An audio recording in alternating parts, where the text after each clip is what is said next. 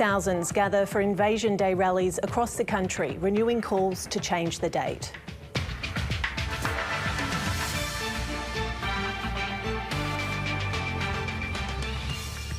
Honours and awards. Inspirational Australians recognised for their talents. Tens of thousands remain without power after cyclone Kirrily smashes the North Queensland coast. And no more Novak. Sinner knocks out Djokovic in the semi-finals at Melbourne Park.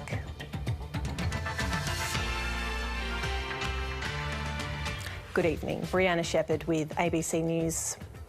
More than 300 Australian citizens were sworn in at ceremonies across WA today. Meanwhile, Perth's CBD saw huge crowds turn out for an Invasion Day rally, reflecting scenes across the country, calling for the date of Australia Day to be changed. You are in the best state, in the best country in the world. The Premier welcoming the country's new citizens who've chosen Western Australia as their home.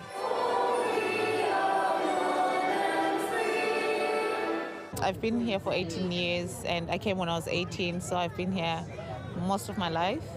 And I call this home. This is very exciting. I'm very honoured. This is very emotional. It's a beautiful country. It's beautiful to be here. The Governor says it's a day of unity, bringing different cultures together here in WA. You've made an election to be part of Australia. And while there's some debate over, in fact, even the date that we celebrate Australia Day today, but this is a day of hope. This is a day for our future and a day that we should celebrate together as one. But there are different ideas about what that unity looks like. You can see this huge crowd behind me here in Perth CBD really mirrors that groundswell of support that we've seen around the country to abolish or change the date of Australia Day. But organisers at this rally say that's just one part of a much bigger puzzle of how to address the systemic disadvantages faced by First Nations Australians. Case and Ho, ABC News. Around the country, many Indigenous Australians and their supporters marked today with Invasion Day marches and Survival Day events. This year, organisers shared the stage with supporters of the Palestinian cause. Around the country, thousands gathered and protested at Invasion Day rallies. We have established here today to call for the government to abolish Australia Day.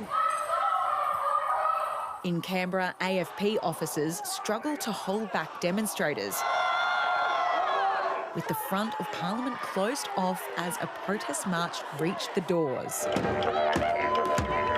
This year, Invasion Day organisers invited Palestinian speakers to share the national spotlight. I think it's pretty obvious why we're staunchly standing with Palestinian people, and it's because we know what they're going through. Much like Palestine, always was and always will be Palestinian land.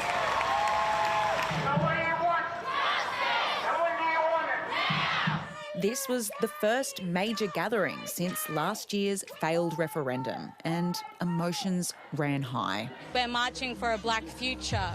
We're marching for redemption from a failed referendum.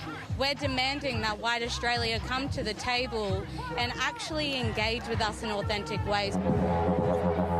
Issues of poor healthcare, land rights and youth incarceration all featuring in speeches. A lot of us are born into racism. That's the reality. A lot of us are born into poverty. That's the reality. But this government, they criminalise poverty. Every government in the history of Australia has failed Aboriginal people. Invasion Day is our day of remembrance. It is a day we honour the people we no longer have standing with us. Elsewhere, families gathered in a more relaxed setting, others holding Survival Day events. Here in Sydney, high temperatures didn't deter thousands from showing up. The mood here is emotional and energised as protesters demand a new era for Indigenous rights. Carly Williams, ABC News, Sydney. Two cancer researchers have been named Australians of the Year, receiving the top honour for their groundbreaking work on melanoma treatment. Professors Georgina Long and Richard Scolyer have changed melanoma from a fatal disease to one that's curable. The close friends and colleagues who want to change Australia's attitude to the sun were among remarkable men and women recognised at a ceremony in Canberra last night. These Australians of the Year have a powerful message about cancer. I stand here tonight as a terminal brain cancer patient. I'm only 57. I don't want to die. Once a life-ending diagnosis, Professors Long and Scolyer have made melanoma survivable.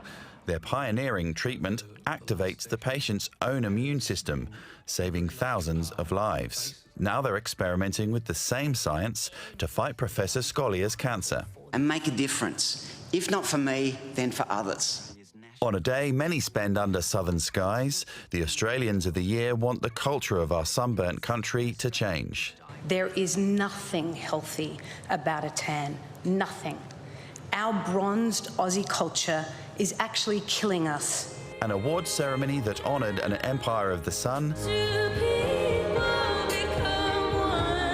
also honoured the teaching of a language both ancient and contemporary. Yalme Yunupingu has spent 40 years teaching Yolngu language. When I speak to people, it's with quiet lightning and thunder, called Maradakton. A force of nature for education and for healing. Our people are sick and dying, young and old. My message is very clear. Yolngu bush medicine and healing is vital for Yolngu. The 2024 local hero unearthed Australia's passion for paleontology and a multi-million-dollar boost for outback tourism. Australia's future is inextricably linked to its past, and our children are its future custodians. The more they understand it, the better they will care for it. The Queen of the Commonwealth and Olympic Games is the Young Australian of the Year. Australia's swimming great is now in a new lane as an ambassador for UNICEF. Don't worry about the time it will take to achieve your dreams. We are capable of far more than we realise. Inspirational Australians with a new platform for good. James Fiver, ABC News, Canberra. From artists and athletes to public servants and academics, just over 1,000 people have been recognised for their service in this year's Australia Day Honours List. And for only the second time, more women than men have received an award in the General Division. This year's Order of Australia includes household names like plastic surgeon and 2005 Australian of the Year, Professor Fiona Wood. Her spray-on skin technique saved severely burned victims in the aftermath of the Bali bombings. It is extraordinary to be recognised by one's peers and the community in this way. It really is, sort of takes your breath away. In Adelaide, Dr. David Squirrel couldn't continue practicing after losing most of his sight and hearing in 2008. He spent the next 15 years advocating for improved accessibility for people with disability. It's a challenge, and one has to learn to adapt. Yes, you can get depressed, dejected, but you have to rise above that. Former politicians featured too, like Lara Giddings, who at 23 was the youngest woman elected to an Australian parliament, before eventually becoming Tasmania's first female premier in 2010. My dad's no longer with us, but he was a man who loved his medals, and he had an Order of Australia medal himself, an OAM though, and I know how much that meant to him and just how proud he would be today. Professor of Criminology at the University of Queensland, Lorraine Mazerol, is one of only 4 Companions of the Order this year, the highest rank. Her research advances innovative policing methods. My research also shows that police, when they work in partnership with communities, when they work in partnership with other agencies like schools, they can actually be much more effective than when they work alone. As an Aboriginal community police officer, Yolngu woman Bettina Dangambar is recognized for her work combating domestic violence and training police in providing culturally appropriate support. It's very important because it builds a bridge on how we can work in both ways, Palanda and Yolngu. Also recognized was colorful and at times controversial photographer Bill Henson. I see it as a vote of confidence in Australia's culture and particularly in its visual arts. What about over here? What plants have you got? 100-year-old Lillian Rees is the oldest recipient this year. While most people relax in their 80s, she dedicated her twilight years volunteering with sick children and their families. People are not as kind or generous to each other. People always say, I haven't got time, but we always made time. Golden advice from a golden girl and a member of the Order of Australia. Nabil Al-Nashar, ABC News.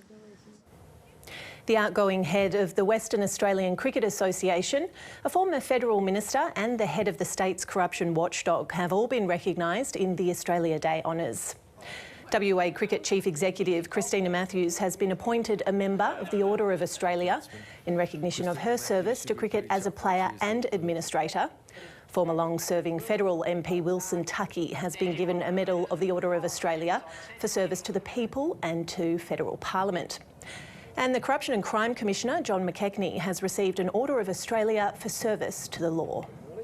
There are quite a lot of judges who've been recognised, and I think it shows the importance in Australian democracy of an independent judiciary that members contribute so much to the community.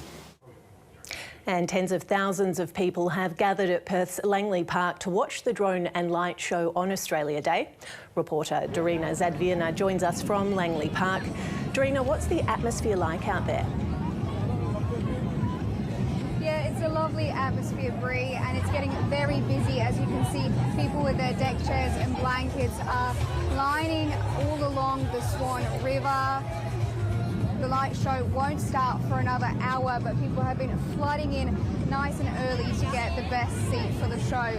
Now, we were at the Langley Park Family Festival as well as the Tabarak concert earlier, and there's certainly been some mixed feelings about celebrating Australia Day on January 26. We asked some people how they spent the day and what it meant to them. To us, Australian Day means like we are in this country. Australia is our country now, and we have to celebrate it. We're just enjoying ourselves swimming and going around having some food from the food trucks and stuff. Today means me just also Aboriginals stand strong, stand together, and unite and be there for one another, you know? And Briana, what are we expecting from the drone show? Yeah, the display has been scaled back slightly this year, which according to the City of Perth Lord Mayor Basil Zempilas was due to financial reasons. He said not as many people felt like attending to celebrate on this day, and accordingly the city scaled back the event. Nonetheless, the fireworks and hundreds of drones will light up the sky above the Swan River here, and it's safe to say people are very excited for the spectacle. Briana there, thank you.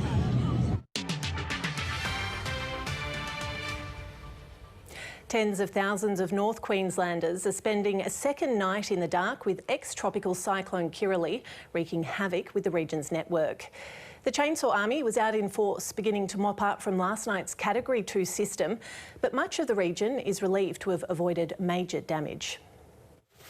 The severe system brought powerful winds and intense swells. But Kirrily's bark was mostly worse than her bite. It began as a Category 3, but at the last minute the tropical cyclone crossed the coast as a Category 2, just north of Townsville. Parts of the city really only saw the effects of a Category 1. It's really windy. You can really feel the wind shaking the whole house, but aside from that, pretty all right. Winds up to 107 kilometres per hour were recorded. Off Townsville, this 30-foot yacht smashed and sank. The boat was uninsured. It can't be a nice moment. We've all had close calls, so it's a bit of a scary thing. There were similar scenes at Airlie Beach. A crane was called in to salvage it. Across North Queensland, strong winds have uprooted trees. A bit more damage than I'd expected, I guess. Crushing cars, twisting metal, ploughing through fences and bringing down power lines. Probably a couple of days' worth of mess, but not too bad, nothing like Yazzie. This Ayr church miraculously escaped a tree falling through its roof, but authorities say the region has dodged a bullet. There has been minimal property damage. The biggest impact at this stage is on the energy network. More than 60,000 customers lost power. Ergon says it could take crews up to a week to restore. We've got about approximately 100 on the ground here locally. We've got 600 mobilising into Townsville over today and tomorrow. Despite a big clean-up ahead, there's a sense of relief here in North Queensland that Kirrili's damage wasn't more severe. The weather system has now moved inland and authorities say it's still posing a risk. In the Gulf country, bridges are already going under. Other areas, though, missed out on the big falls. Definitely nothing like what had been forecast. Graziers are on the lookout for more. Lily Nothling, ABC News, Townsville. The federal government has begun selling its reworked Stage 3 tax cuts, arguing they're carefully designed to relieve pressure on Middle Australia. But it's not just voters who need to be convinced, with the changes facing a potentially tricky path through the parliament. Here's political reporter Tom Lowry. The pitch? A bigger tax cut for more than 11 million Australians. Including 2.9 million Australians who were going to get nothing on the 1st of July. And the protest. We have a liar in the lodge. It's just a major break of trust. It's a betrayal. Okay. The government is selling its tax cut turnaround, arguing it's putting money in the pocket of Middle Australia. When you have cost of living pressures on low and middle income workers, then you have a responsibility to do something about it. The proposal halves the original tax cut for wealthier Australians and bolsters the benefits for workers earning less than about $145,000 a year. We know that it's not just 1.8 million people who are worse off under this package, but over the coming years it's going to be over 4 million Australians who are affected by it. The government will need either the Coalition or Greens to back their plan to get it through Parliament. The Coalition hasn't committed either way, but the Greens are clear they want more.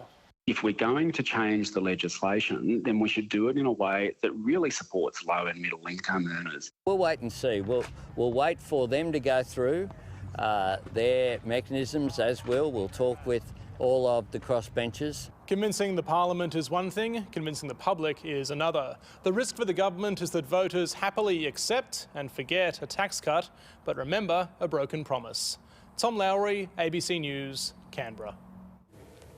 Israel says it's looking into allegations IDF forces opened fire on crowds in Gaza City, killing 20 Palestinians and injuring 150 waiting in line for food. Thousands of Palestinians are continuing to flee the main southern city of Khan Yunis, where Israeli tanks have battered areas around 2 hospitals. Meanwhile, near the Israeli border, families of hostages have attempted to block the Kerem Shalom crossing in an effort to stop aid trucks going into the strip until all hostages are released.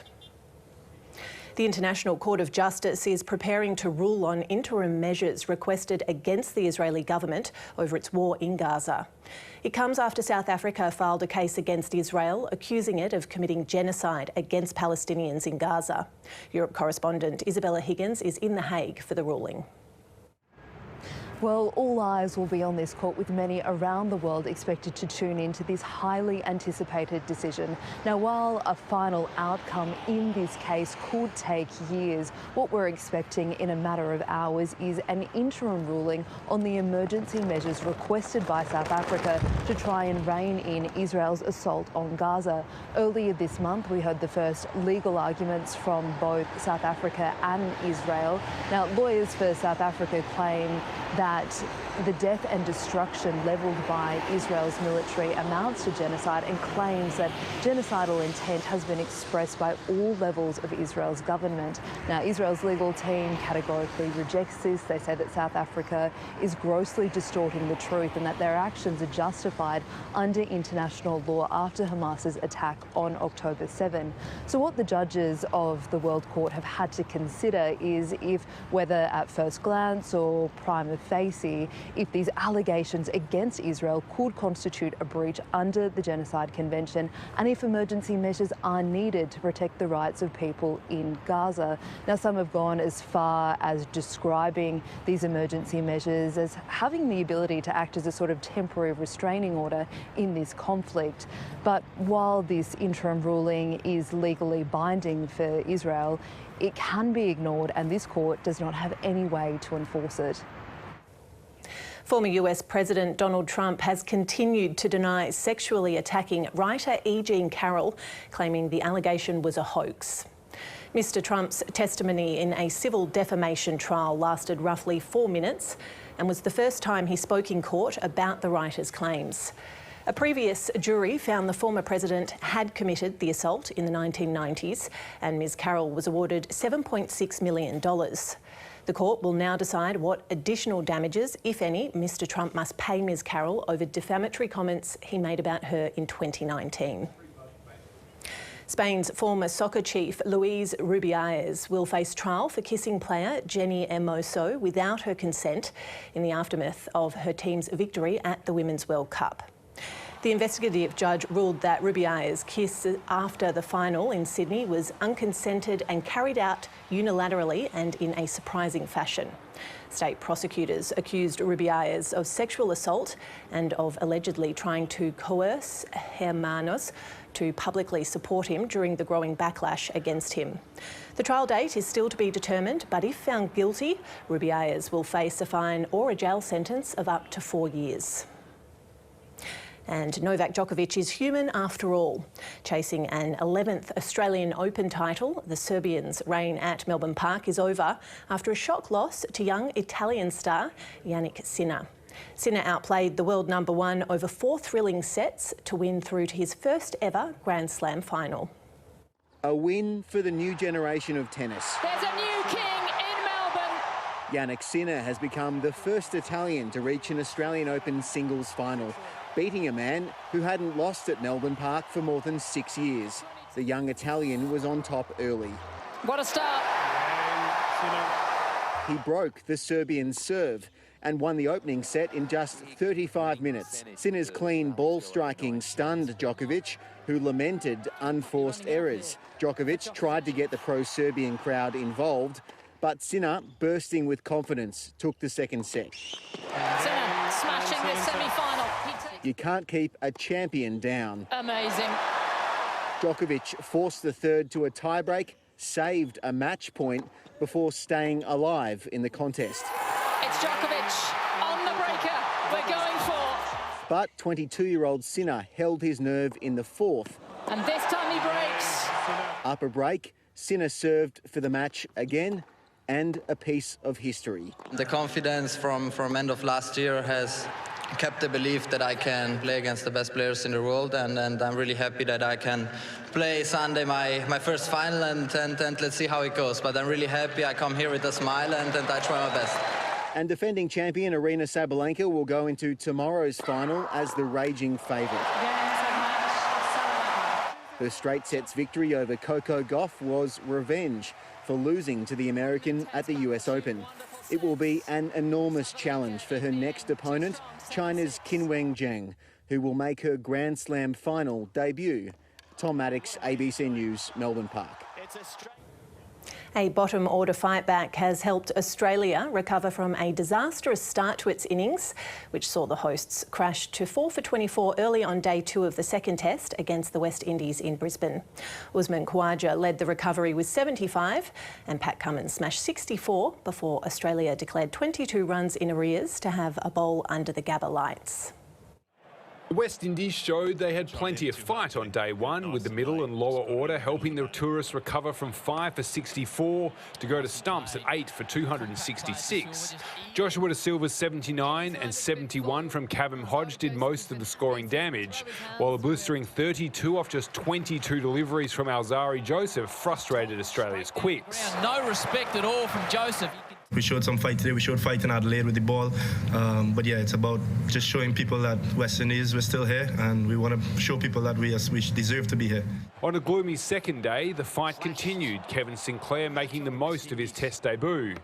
Newly crowned ICC Cricketer of the Year Pat Cummins brought himself on and immediately created a chance which went begging.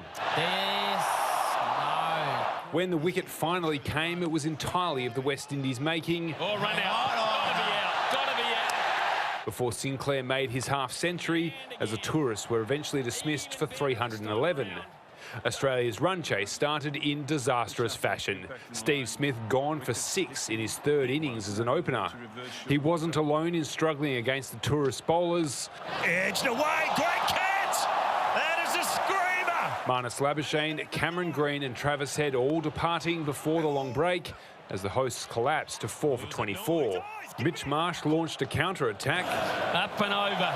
But it was short-lived. The all-rounder gone for 21. Australia's perilous position could have been worse. Alex Carey lucky to survive when the ball hit the top of the stumps but didn't dislodge the bails. Carey made the most of his reprieve, smashing a rapid half-century before he too fell. Australia eventually declaring 22 runs behind late in the evening to make the most of the pink ball under lights. Tom Wildey, ABC News. The Perth Wildcats' 6-game winning streak has come to an end, thrashed by Illawarra 95-77 in Perth. Coming off 3 straight losses, the Hawks quickly got on top of the Wildcats, jumping to a 22 second quarter lead. Perth got within 11 points in the final term but couldn't get any closer to go down by 16. The Wildcats next face South East Melbourne tomorrow. Super Rugby Club, the Melbourne Rebels, are reportedly on the brink of voluntary administration. The Rebels have confirmed Wexted Advisors Group is looking into ways to resolve the club's debt, understood to be around $9 million. Founded in 2010, the union team plans to make a decision on its future early next week. A spokesperson for Rugby Australia says the Rebels are not yet in voluntary administration, and RA is committed to ensuring the club participates in this year's Super Rugby Pacific competition. They're one of 3 franchises facing financial troubles, alongside the Brumbies and the Waratahs.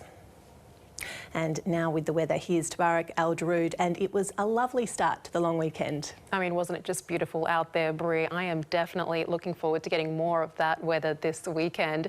Today, Perth reached a sunny top of 30 degrees just before 2 o'clock this afternoon, after a mild low of 16. And right now in the city, it's 23 degrees. It was slightly cooler overnight for parts of the southwest. Bridgetown got down to 8.5 degrees, while Windy Harbour and Jarrawood both dropped to a minimum of 7, the coldest in the state. And it was also a slightly cooler day for the northern half, with tops staying around the mid to high 30s mark. However, Marble Bar and Warburton did manage to reach 40 degrees, the state's highest maximum.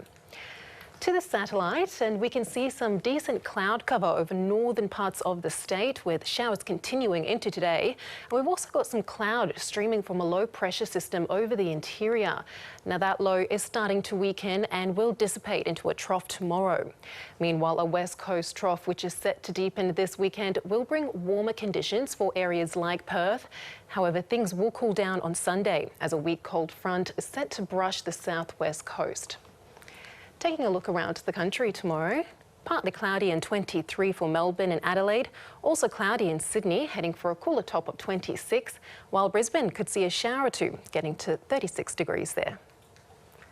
Back to WA, and in the north we can expect more showers and thunderstorms over the Kimberley, while the Pilbara and Gascoyne might get a dry thunderstorm later in the day. Conditions will also be partly cloudy across the region, so tops will mostly range from the low to mid-30s. However, it is looking sunny for central parts of the state, with warmer overnight and daytime temperatures forecast. Kalbarri is going from a low of 22 degrees to a top of 36. And it's blue skies for the southern half of the state, with conditions also warming up. Collie and Manjimup heading for a sunny 34 degrees, 30 for Denmark, and a slightly cooler top of 25 forecast for Bremer Bay. And Perth isn't missing out on that sunny weather either. We're heading for a warm top of 33 degrees tomorrow from an overnight low of 18. On local waters, winds will be southeasterly, tending southwesterly 10 to 15 knots, with a southwesterly swell around 1 metre. The sun is set to rise at 5:36, setting at 22 minutes past 7. And then on the outlook, Sunday is looking slightly cooler with a top of 28. Back into the 30s from Monday though, with conditions really heating up from there. Up to 38 degrees forecast for Tuesday and Wednesday. So it's definitely looking very hot there, Bri. Yes, that Tuesday and Wednesday certainly is. Thank you, Tabby. And that's ABC News for now. I'll be back with you tomorrow. In the meantime, you can stay up to date with ABC News Online, or you can catch the news anytime on ABC iView. It's been a pleasure having you join us this evening. Take care and bye for now.